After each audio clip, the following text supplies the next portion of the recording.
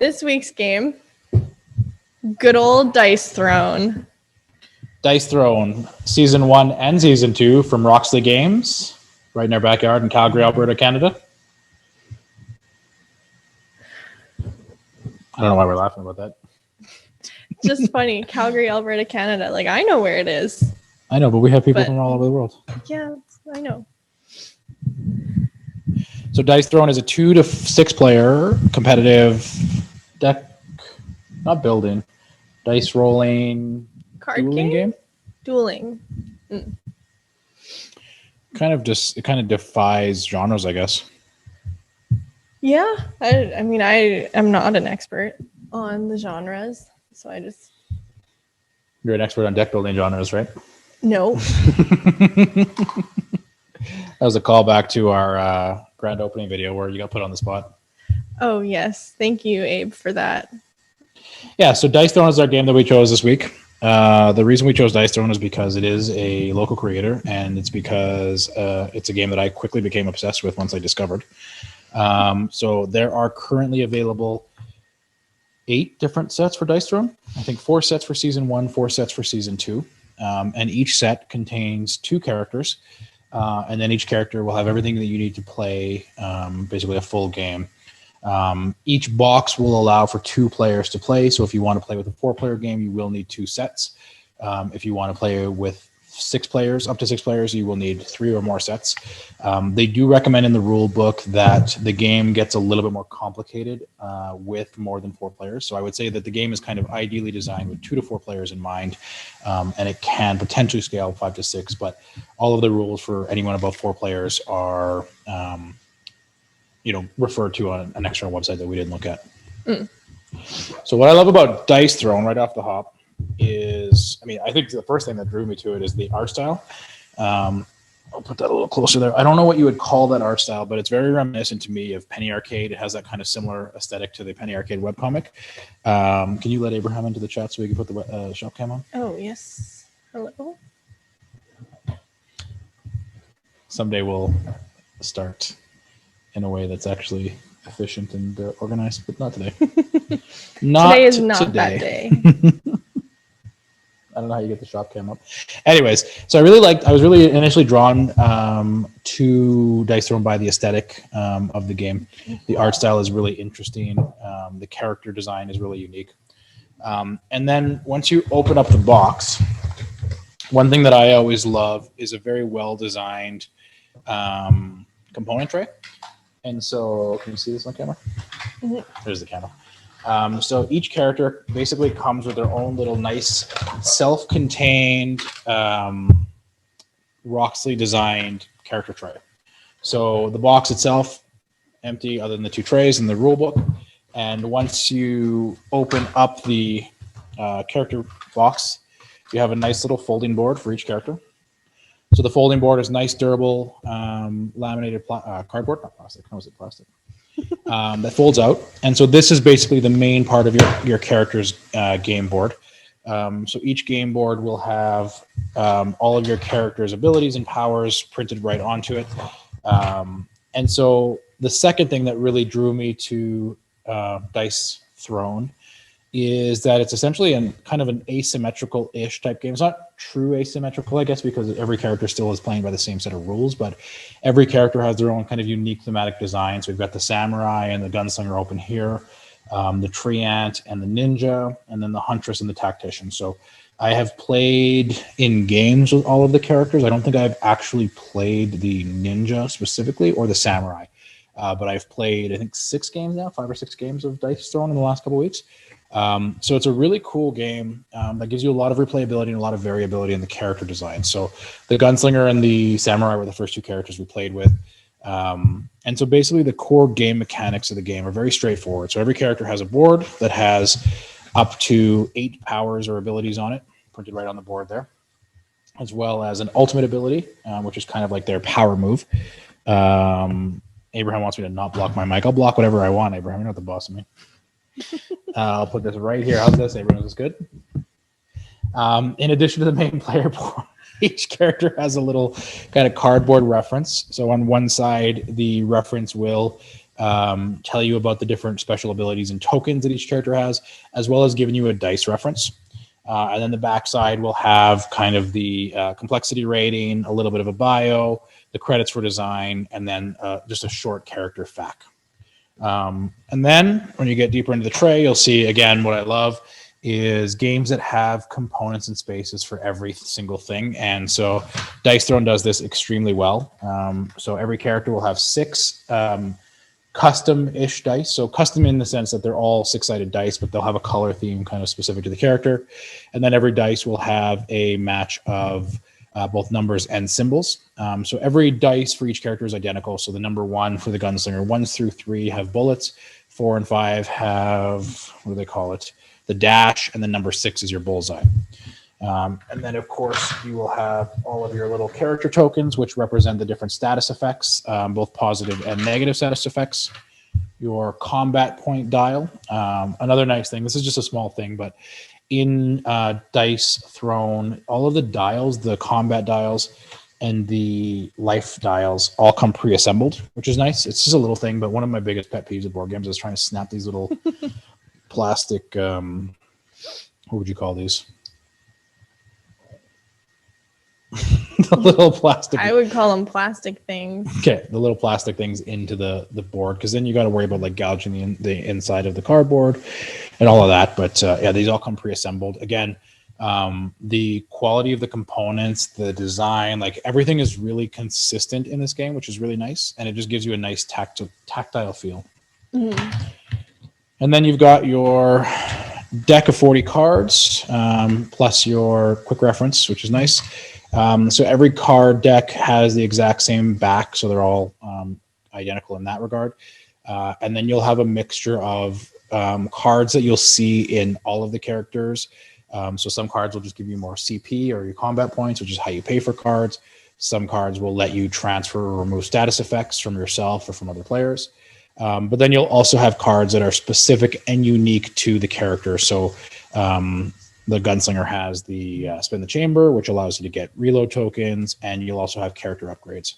So you've got a deck of 40 cards, 6 dice, combat dial, health point dial, and then all your status effects. And like I said, everything just kind of fits so nicely in the tray. And then once you have everything put in the tray has a nice little lid, and everything just sits nicely in the box. It seems like such a small thing, but like honestly, for me, like I have so many board games, and there's a couple fairly large board game companies, I won't name names, but anyone who's a board game fan knows what I'm talking about, that basically put 0 effort or work into having any kind of insert. And so then you're just left with like an open or empty box, or an insert that's just completely useless, which is really everything rattling around in there. Yeah, exactly. And like it doesn't matter that much if you're not moving your board games around, but it can be a pain in the ass to like pack everything up. At least when everything has its place, it's a nice quick pack up. Yeah, so moving away from the actual components of the game itself is super simple to pick up and play. At the start of the game, both opponents start with 2 combat points. Shuffle and draw 4 cards in your deck. Lay out your board in front of you and have all of your status tokens available. And then from there, you basically just get right into the gameplay. Mm-hmm. Quick reference card basically explains each phase of the round. So start of the round, you are drawing a card and getting 1 combat point, which is again how you pay for your cards. Then you go into your main phase where you can play any cards that you can pay for your CP, and any cards that you don't want to play, you can discard at the benefit of getting 1 CP for each card. Then you get into the real kind of meat and potatoes of the game where you roll your 5 dice and are looking for combinations of dice faces that will allow you to trigger any of the abilities on your character board. And so essentially, it's basically just kind of like a fancier or more elaborate version of Yahtzee. You're looking for either a straight, like a small straight or a large straight, or you're looking for a combination of symbols that will be tied to both the thematic and mechanical abilities on your character board, which is a really simple and easy thing to understand. But once you start playing it, it creates a lot of like tactile decisions, or tactical decisions rather, in terms of like kind of pushing your luck. And so a couple of times when Emily and I played, it was like, well, you're halfway through to your ultimate ability. So your ultimate ability is being able to roll 5 6s on all of your dice. And then the ultimate ability basically triggers every positive and negative status effect and does a bunch of damage and can't be blocked or modified by your opponent. So it's kind of that big finisher move. And so when you get 3 6s in your first roll, you're like, oh, do I want to try to roll for more sixes, but if I don't get my sixes, then I'm not actually comboing anything. So it's a really kind of fun push your luck, but that is mitigated by the fact that you do have a fair amount of cards that let you manipulate the dice one way or the other. So you kind of have some control over it as well. Yeah, I think it was, I mean, it is quite easy to just pick up. I mean, I was able to beat you first time I played. That's true. Emily dethroned me in my undefeated run. I beat Cam, I beat Abraham, I beat Jen. I was on a real tear, a real dice throne tear, and then Emily managed to dethrone me. I was playing as the Huntress. The Huntress, yeah, and Emily was playing as the Gunslinger. You even had an extra. You have your little tiger friend to take some of your damage, and I killed you both. Yeah, and so this is what I really like about the game is that every character has a complexity rating and like a very distinct theme. And the way the characters are designed, like every character is distinctly unique. So having played with most of the characters, the Huntress is interesting because she has a saber-toothed tiger companion that can absorb damage for her and also can modify her damage. The treant basically gets little spirits, little like nature spirits that can grow and evolve, and then the more powerful versions of the spirits can do more powerful things. And then the Gunslinger basically has like some really good mobility in terms of being able to avoid damage. So there's like a lot of really, if you like a game that has a lot of theme to it, and then again that replayability, especially once you start looking at the other characters, there's a lot to love about the game. But I will say probably the biggest drawback, not for me, but for some people, is going to be that it does really boil down to that randomness and that push your luck element of rolling the dice, which can put people off, like people that like to have a little bit more control. There is some control mitigation, again, with your cards and using them properly, but in a 40-card deck, most of the characters I've played don't have a ton of card draw, so you're not really going through a lot of your cards in your deck in an average game. Yeah, well, and even some of the dice manipulation cards don't necessarily help. Yeah. Depending on the scenario. Yeah, like you'll have cards that'll be like where you can either increase or decrease the value of one dice by one. So if you're one off of a six, then that's great. Or if you need to modify one dice by one step to get a straight, then awesome. Or it'll be, change the face of a die you've rolled to the same as another dice. Other ones. Yeah. That does not help you when you're looking for a straight. No, it does not. It almost does the opposite. But yeah, I really liked it. I haven't had a chance, so I'm kind of torn. I bought 2 copies. So the Treant and the Treant versus the Ninja and the Huntress versus the Tactician are my personal copies now, and then the Gunslinger and the Samurai are the demo copies for the store. I haven't decided yet if I'm going to commit to collecting all 8 sets because obviously I'm not going to get a ton of play right now. We didn't have the opportunity to demo it on the 4-player mode, which would be like a 2v2 team game, which I think would add a lot of kind of fun variability, or even a 3-person free-for-all would also be a lot of fun. I think that would add a lot more tactical decision to the game. And then, having the free-for-all with 3 players, right? Because then you can kind of like gang up on people or like mitigate that sort of thing. So adds a little bit more diversity to the table, which I think would greatly increase the variety in the game. Yeah. Well, and I think even like a 2v2 game, a lot of those cards would be beneficial. So you don't have to necessarily use them on yourself. You can use them on your teammate. Yeah, and you can share. And you can tell the game was really designed, I think, with like it plays well as a 1v1, but I think it really was designed as a 2v2 because a lot of cards. So every character will have different status tokens. So the Gunslinger, for example, can apply a bounty to other characters, but every token has a stack limit. So the Gunslinger can only place 1 bounty on any given character, but the Gunslinger has multiple things that allow to give bounties. So, you can negate the status effects, but I think it is really designed for like help your ally or hinder 2 enemies. And I know that the Treant has some abilities as well that affect multiple characters. And I think that adds another, like in a 2v2, it's a little bit more binary because it's like, well, I'm going to help my ally and hinder my 2 opponents. But even in a free-for-all with 3 characters, you still may have like shifting alliances, which I think could also add another dynamic to the game, which would be really interesting. Anything you didn't like about the game? I don't think so. Like I said, I know some people will be put off by the dice rolling. My one complaint, which is not specifically about the game itself, but more about just the logistics of it. So every box, it's a very small box, or not very small, but comparatively small box for a lot of the other games that we have. Everything fits in the boxes individually really nice. But if you go to dicethrone.com, I believe, whatever their main website for the game is, you can actually order a season 1 and or season 2 kind of deluxe box, which has all 8. There are 8 boxes with 2 characters each, so there's 16 characters altogether. So the season 1 kind of deluxe box has all 8 characters from season 1 in one just big box. And so it's a nice storage solution instead of having to have 8 of these little boxes kicking around your shelves. And then if I want to bring the game over to a friend's house, I got to pack up 8 different boxes, which is annoying. So it's just a logistic thing. And as far as I can tell, retailers like us can buy any of the individual boxes, but we can't buy the big deluxe box. So we have to sell them all off as piecemeal.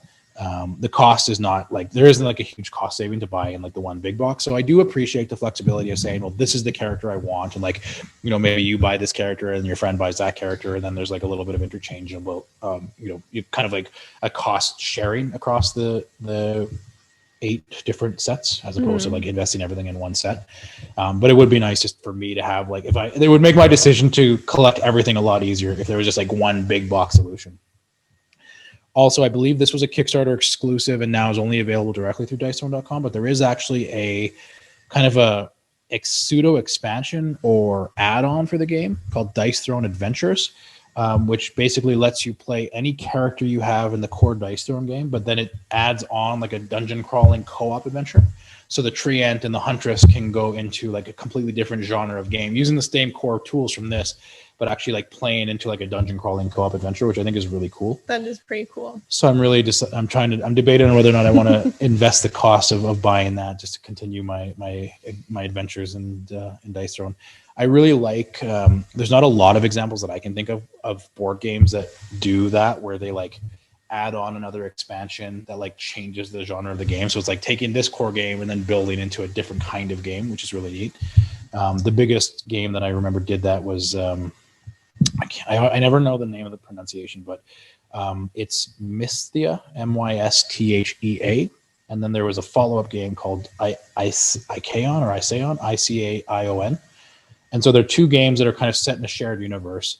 And then for the second one, when they did a Kickstarter project for it, they actually added on a third expansion thing that basically let you take part of the components from one game and part of the components to the other game and mash them together into a new kind of game. Our Abraham just came back to interrupt the stream. What do you need, Abraham? All right. Welcome back to the show. Thank you. I want it noted for the record that is my favorite pen. I expect it back, Abraham. I'm very particular about pens. I can't be the only one. There's a whole subreddit. Is there? There is. That's fun. Our pens. Nice. I'm about to join that. You spend a lot of time there? A little bit. More than you'd like to admit. I learned something very interesting about Emily this week, and we're going to add a new segment to the show. Let's see if you're Emily. You look so panicked right now. Is it just about the pens? No. Oh. No. I just learned that about you. No, I just learned that you recently started playing Hearthstone. Oh, yes. Yes, I'm a gamer now. Big time gamer. She's beating people she's beating professional gamers at Dice Throne. She's playing Hearthstone. Yep. I also play, well, I mean, it's a teen rated game on the PS5, but Phoenix, the Immortals thing, the Immortals Rising. Immortal Rising, yeah. How do you it's like quite good. I love it. So I'm a big Google Stadia fan. I'm trying to get you to convert over to Stadia, so now that you're a gamer. And so Stadia had managed to get an exclusive 1-hour demo of Phoenix right before it came out. And I played through the whole demo, which doesn't sound like it should be impressive, but I don't have that much patience for new games. But yeah, I really enjoyed that game. I've been waiting for it to go on sale because I don't want to pay $80 for it right now because I'm still playing. I'm playing Assassin's Creed. I don't know. You're still new to being a gamer, but Valhalla? Origins. Oh, so that's where I'm at in like the timeline of games. I'm 3 Assassin's Creed games back, so I have Odyssey and Valhalla, but I have to play through them then anyway. But yeah, I really enjoyed that game. It's really neat.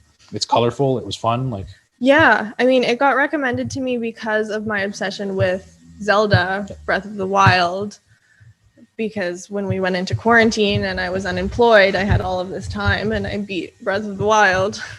See, so I've been playing video games since I was like 6 years old. Like I spent more time in like in the 80s. I spent more time in the arcade probably than I did in school. Not that I was skipping school because I was 6, but like I literally would go to the arcade after school and like spend most of the afternoon and evening there.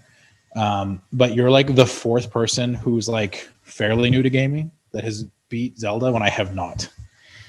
It's okay. Well, I mean, I say I've beat Zelda, but at a certain point, like I stopped doing the shrines and I just you did the finished main game. quest. Yeah, that's fine. Yeah, that counts. That's how you. But finish there's other people, like my boyfriend. He has done way more shrines than I have, and done all the Korok guys, but hasn't beat it. But he's done to his extent of enjoyment out of it. So it depends. It's a super healthy attitude to have, which I don't have, and that's why I can't get invested in like buying more games because like have to like. So I played the last game I like finished. I think was Shadows of War, Lord of the Rings, Shadows of War, and like I played it very, very well past my time of enjoyment. I was like, because I was trying to do every single thing, get all the collectibles, do all the missions, do all the optional things, and I was like getting really frustrated with it. But I was like, I get to a certain point where I can't turn around. So yeah, well, that's something about Phoenix, because I guess Ubisoft is notorious for adding Ubisoft. But I've learned that they're notorious for adding in the fluff, the collectibles. So what's happened? So I'm playing 2 Ubisoft games right now. I'm playing Assassin's Creed Origins, and I'm playing The Division 2 with my friend Lorenzo. Shout out to Lorenzo. I think this is the second time he's got mentioned on the show. And he should have his own segment. He should. And so like what's happened over the last like 5 years of the Ubisoft games is they've lost kind of their core identity. Like Assassin's Creed used to be like a stealth assassination game. Like Ghost Recon used to be like a tactical shooter game. What was the other big Ubisoft one? I'm just trying to blank now. Far Cry used to be kind of like a running gun, like open world game. And then like Watch Dogs is fairly new comparatively to those games, but like that was like their hacking kind of GTA clone. And now like they're all just like, there's really like nothing other than like the story of like the theme of it, like the Assassin game, the Far Cry game. They basically all just follow the same exact thing. Like there's outposts and there's like, all like the same kind of core archetype of like activities and missions. And it's just like padding full of shit to do. Yeah. So, I mean, like there's 2 types of the like, I don't know, are they like subquests or like the collectible things or whatever? Like there's 2 whole chunks that I ignore. Can't be bothered with. I ignore them. I don't like them. I haven't even skipped through all the explanations of them, and they're over there. I've discovered them, but I'm not doing anything about them. All right. Well, that was our Hearthstone segment. I like it. We should talk more about video games on the show. I mean, we don't sell video games at Pimetaway. We're not allowed to technically. But I think it's fun. Add a little variety now that you're a gamer. Yeah. I also started playing Control. Suck at that. Control's great. I suck. It's a really hard game. My thumbs are not dexterous enough to do the aiming. Right. And then my brain is not quick enough to use the aim assist. So I'm just... So that's made by Remedy. So they did Alan Wake, and then they did a really cool game that I don't think nearly got as much love as it should have, called Quantum Break. I think it was Quantum Break. So the premise behind Quantum Break was that they were trying to like create a video game TV show hybrid. So you would play through like 2 or 3 hours of the video game, and then you would literally watch like a 30 or 40 minute TV show, like a full on TV show, like real life actors, real video. And so like you would make decisions in the video game that would kind of like change the course of the TV show. And there were like 3 or 4 episodes of this TV show, and it really tied the game together. It was really cool, but it was the same problem. Like those are Alan Wake, Quantum Break, and Max Payne before it, and then now Control. They're like notoriously difficult games if you're not like really, really adept at third-person shooters. It's also super fucking creepy too. That show really creeped me out. That game, Control, playing it at night. Yeah. Yeah, what happened? We got chat. Oh yeah, we have a chat. Not sure if anyone. Emily's not good at multitasking. She can do I'm really one not task great at a at time. multitasking. I don't know if I should have put you in charge of the chat. That's all good. But we have a chat here asking if it's the box set for Fiasco in the store feed. It is. Yes, the revised edition of Fiasco, which the original Fiasco was shout out to Abe. Was a paperback book, and then they did a Kickstarter to revise it, and so now they put it into a box set, which is nice because it's a little bit more expandable in terms of like adding new play sets to it. We were just talking about Fiasco the other day. Yeah, but Fiasco is a great game. We should do a team-based Fiasco game again sometime. But yes, Control is a great game. I definitely can respect the fact that it's challenging. It kicked my ass quite a bit too. It was very frustrating. Yeah. You get to like the first flying boss, and that really made me want to throw my controller. Oh, I've witnessed some controller throwing as well. I got about 80% through Control. It was so funny because I didn't buy it because I'm cheap, and I got it from the library, and I played through a bunch of it, and then I like would just keep getting it back from the library again. And then now it's on Game Pass, which I play all my games on Xbox. How I have it. Yeah. Or not Game Pass. I got it from PS Plus. Yeah, it's on Game Pass. But yeah, and I just like ever since it's been on Game Pass, I'm just like, oh yeah, I should go back and finish it because like I didn't quit. I just like would play it in little fits and bursts. But so Hearthstone. Yeah. I just want to get an update on where you're at with Hearthstone. I have unlocked 3 characters. Are they characters? Yep. Classes. Though, so like if you want to be pedantic, they're classes because you have the character. So for those of you who aren't familiar with Hearthstone, it's a collectible card game made by Blizzard that I've been addicted to since it launched 6 years ago. An unhealthy obsession. There are now 10 character classes. Originally, there's only 9, and then each character class has its own core set of cards that you can unlock, and then there are different character skins that you can apply to the characters. So I mean, if you want to be pedantic, technically you've unlocked the classes because the character skins are different, but really characters and classes are interchangeable for the most part. You got Mage. I think Mage is the one you start with. Yeah, I have Mage. I have the Paladin and either the Priest or the Rogue. Okay. I can't remember. Valera's the Rogue. She's got daggers. Yes, her. Yeah, the Rogue. Yeah, so I have the 3. Nice. Are you getting frustrated with it yet? Oh, yes. Are you considering buying one of the $25 decks? I'm considering it. I don't know. It's really tough with a game like Hearthstone. Like I'm a big advocate for buying games that you enjoy. So like Phoenix Immortals Rising, like I'll buy that game eventually because I know I'll enjoy it. But Hearthstone, I have such a love-hate relationship with Hearthstone at this point, and it's just like you don't have to spend a ton of money to like make Hearthstone playable, but it's just like it's a constantly evolving cost thing, right? The reason I can enjoy Hearthstone to the limited degree that I can is because I've been playing for so long that I've been able to like build up. Get the like for the most part, I play free to play, but I get enough gold throughout my play time to like get at least a couple competitive decks. So I kind of creates a cycle of like you play long enough that you get the cards you want, and then you get set up so you can play somewhat competitively. But then because it's such a hyper competitive game, it can get really demoralizing really quickly. And then when you're in a position where you don't have 5 years worth of cards to play on. Yeah. So I think my plan is to unlock all of the classes and then we'll see. I don't know, because I'm still just playing against like the computer. You still haven't sent me a Battle.net friend request. Yeah, well, want to start first. I do think. Have you unlocked the ability to play Battlegrounds yet? Like this is the thing. I actually don't think so. There's a few things that are still kind of shadowed for me. Yeah, because that's the weird thing about it too. Like I've been playing for so long that like when I started playing, it was just like ranked mode and arena where you have to pay to like build a random deck. And now they have like Battlegrounds and they have duels and they have like the solo adventures and like there's a ton of more stuff. So like the onboarding for a new player has got to be really overwhelming because again, all that stuff is just like so added. Much stuff. Yeah. All right, well that's our Hearthstone corner. What else you got on the agenda? Next up is some actual shop talk. We wanted to talk about special orders this week. I'm really good at transitions. We're done talking about this. Next thing. We need one of those clacky director cut things and action, Yep. Put that on the Anyways. list, Dave. Get us a clacky director cut thing. Also, she could find out the real names for it. I'm pretty sure that's the technical term. I didn't go to film school, but I have friends that did. Joe could tell us. Joe went to film school. Yeah, so we wanted to, so every episode of Shop Talk, we want to, so we're starting to establish a format. We'll talk about a game, we'll talk about some video game stuff. Emily will give us an update of where she's at with Hearthstone. Yeah. And then we'll talk about just kind of like our exploration of the board game industry and just retail in general. Emily's a retail expert. I'm still learning.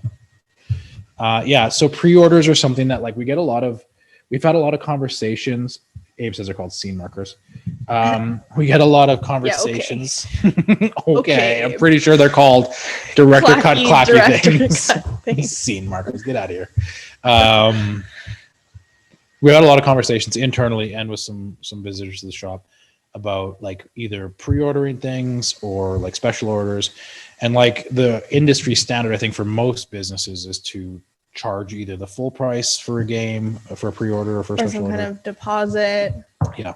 Or some other shops that we've heard of just straight up don't. Yeah, like no, we have what we have. We're not going to bring in anything extra. Yeah, and I understand like all elements of that. So we'll talk about the deposit thing first. So my friend Ian and I, shout out to Ian. I get paid $5 every shout out. We had gotten together and put together like a pre-order for a local game store here, and there was a $5 deposit fee. And I'd have to double check with him, but I'm pretty sure like 2 or 3 of the games we had pre-ordered, like we had special ordered. It was over a year before they called to tell them that the games were in. And I'm fairly confident that at least 1 or 2 of those games, like they just never came in, and that $5 is just like gone forever. Yeah.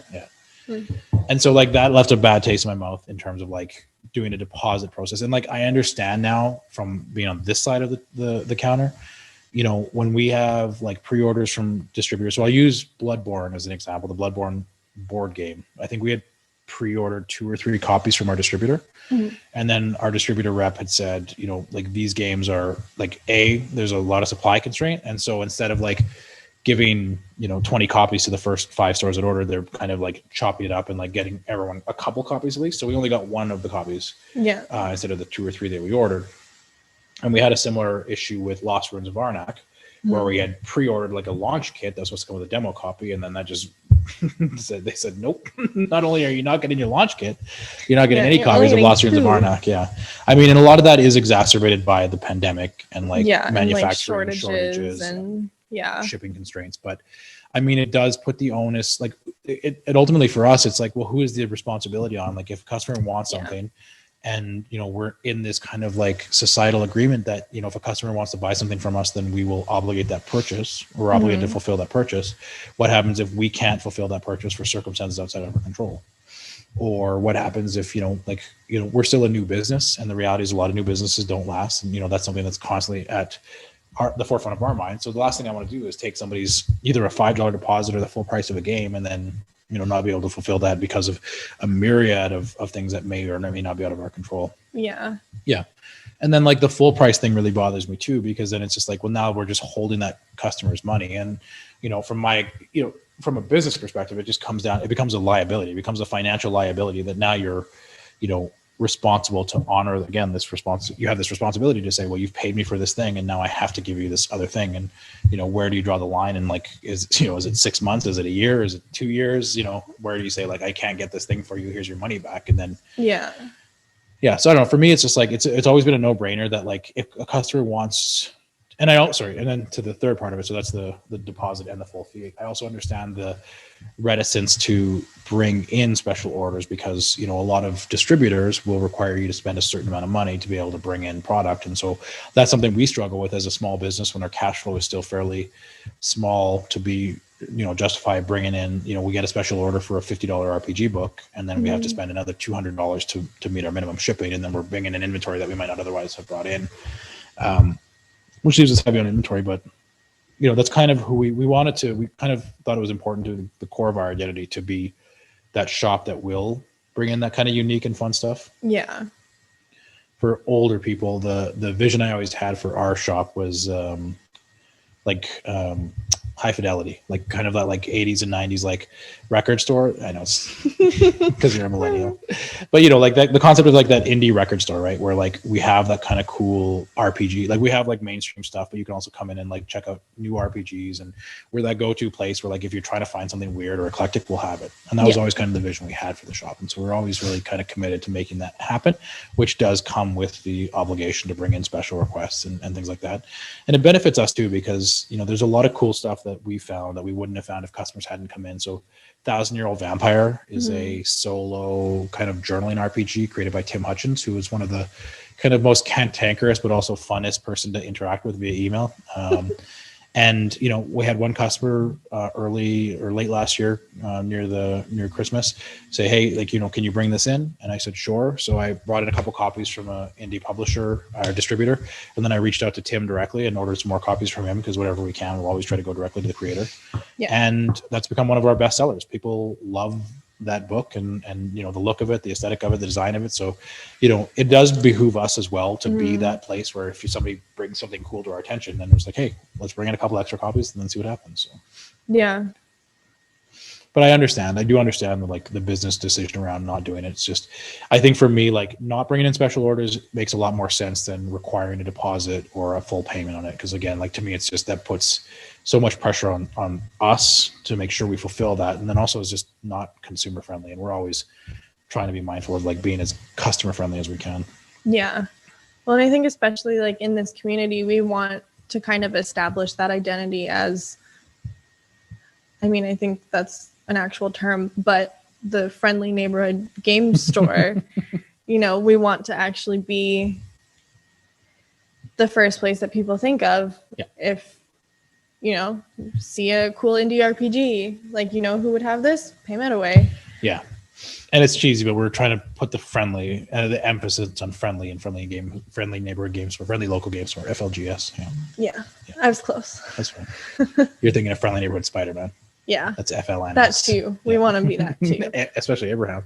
But yeah, I think because if we establish that, you know, from both sides, then consumers know that they can count on us, that we can bring in things that they want, but then we also develop that relationship with our customers, and we can have them, you know, be our friends. Yeah. Which is going to be especially important when we can move out of this pandemic hellscape and actually have in-game. Well, and some of those, like the indie RPGs, if you special order it and we're interested, come rent our space and play it with us. Let us benefit from those RPGs too. Yeah. We'll bring it in for you if you play it with us. That's the caveat. Yeah. I don't have anything else to say on pre-orders or special orders. Yeah, I don't know. I just wanted to kind of emphasize. I think it's fun to like talk about different topics. Do we have any Twitch commenters? Let us see. Nope. All right. Just nice and quiet on the Twitch front. Yeah. Yeah, well, I think that kind of leads into the next and final topic that we had is like the community engagement part of what we're trying to do, because you mentioned that you've been walking to work. Yes. So we're right in the heart. So for those of you that are familiar with Edmonton, we're right in the heart of Alberta Avenue, which is a kind of a neighborhood in transition, I would say. It's definitely a neighborhood that has a specific reputation, not as bad, but similar to kind of like East Hastings streets in Vancouver. And I don't know what the other areas and bad neighborhoods in other cities. I just know East Hastings Street. Yeah, I don't know. I'm from Red Deer, but so it's all of Red Deer then. I was just gonna say I don't want to shit talk Red Deer, but kind of all of Red Deer. But yeah, it's a neighborhood that definitely like has suffered from a lot of like poverty, a lot of like mental health challenges, a lot of addiction, just throughout the neighborhood, and like neglect from city officials. Yes, very much neglect. But it's also a neighborhood that, like, part of why we chose Alberta Avenue is because it's also a neighborhood that's very neighborhood minded. Like, a lot of the businesses are very like family focused or family run. It's a lot of independent businesses. Over the last, I think, 8 to 10 years, there was a kind of an initiative, a community-led initiative called We Believe in 118, where a lot of the different organizations kind of band together. A lot of the businesses and organizations in the neighborhood kind of band together, look out for one another. Well, and the arts on the Ave. Arts on the Ave, the Carrots Community Workshop, and just a quick plug to Carissa Halton, who wrote Little Yellow House, which is actually about her experience in both being an artist and living and raising a family on 118 Ave. Was a big inspiration for us to want to move the shop here as well. But yeah, so your point was towards, as I've been walking more to and from the shop, one of the things that's really disheartening, like there's a lot of things that like we can't necessarily address, like the systemic poverty and challenges that are faced by people that live in the neighborhood, but there are things that we can have a little bit more direct control over, which is kind of just like like you said, the lack of cleanliness in the neighborhood, just like a lot of trash, a lot of like, just filth on the streets. Literal, that wasn't like a weird right-wing kind of dog whistle for people. Well, yeah, and I mean, I think the biggest thing for me, because I live currently right in downtown. Because you're fancy. Kind of, not really. But so I live, like right in downtown, kind of adjacent to like the new ICE district, that kind of thing.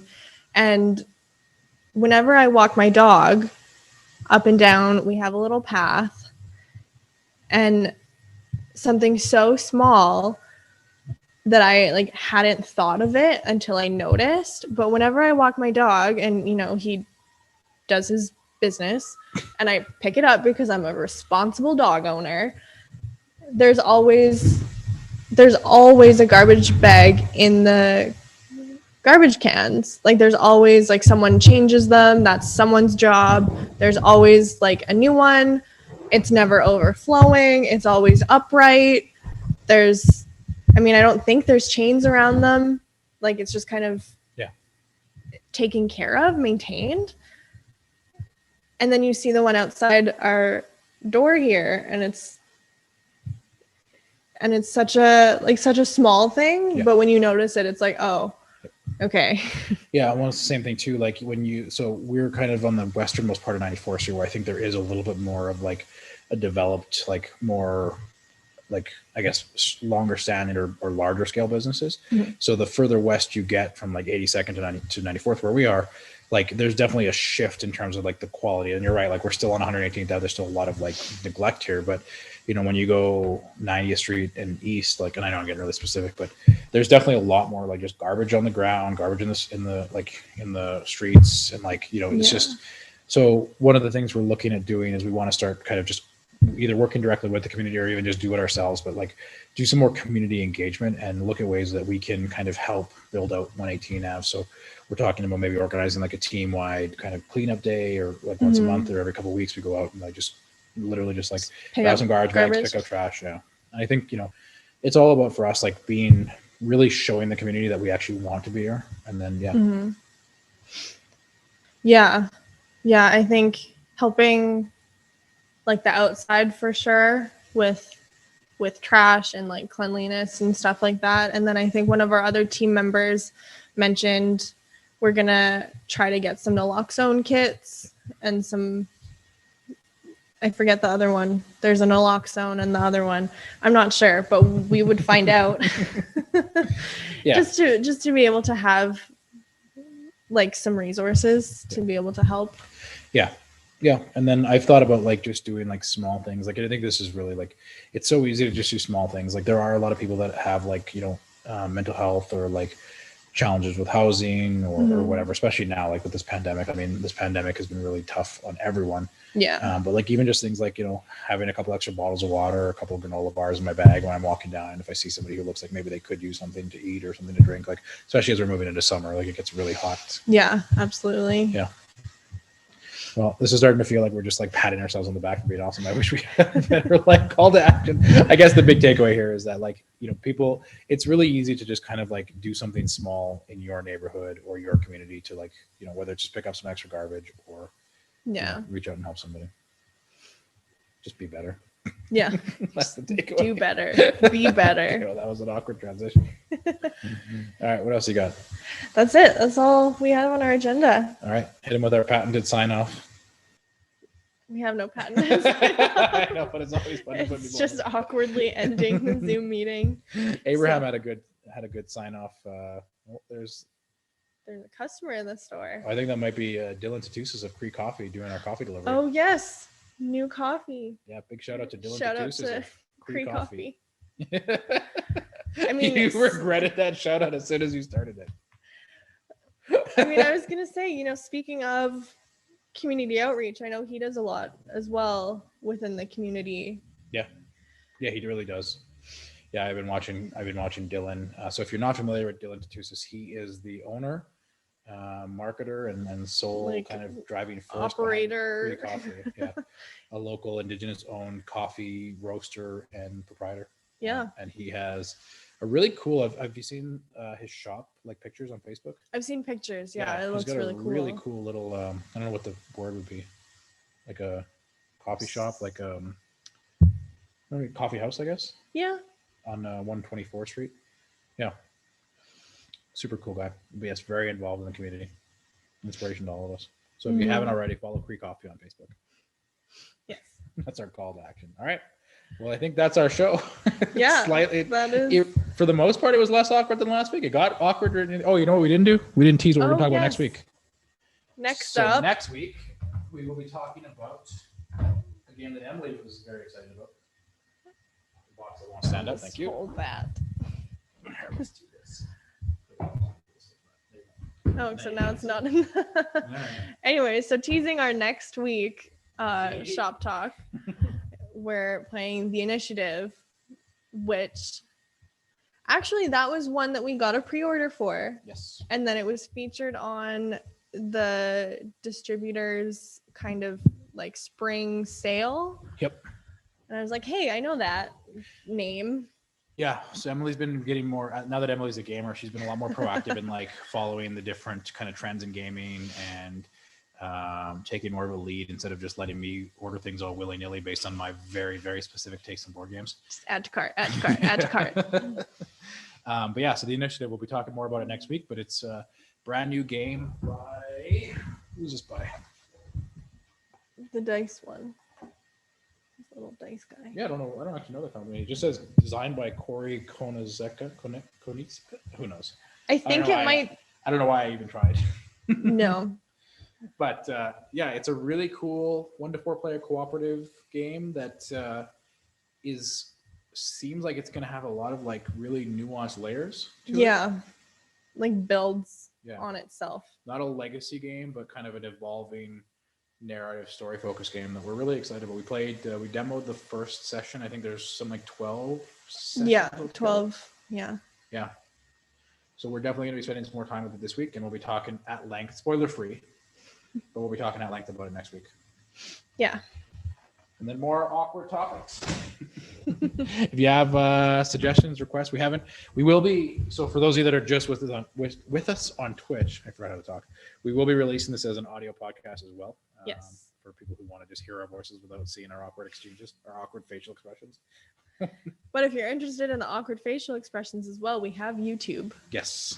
Are we doing that too? We might as well do it all. All right, we're doing it all. Go hard or go just home. Find us everywhere.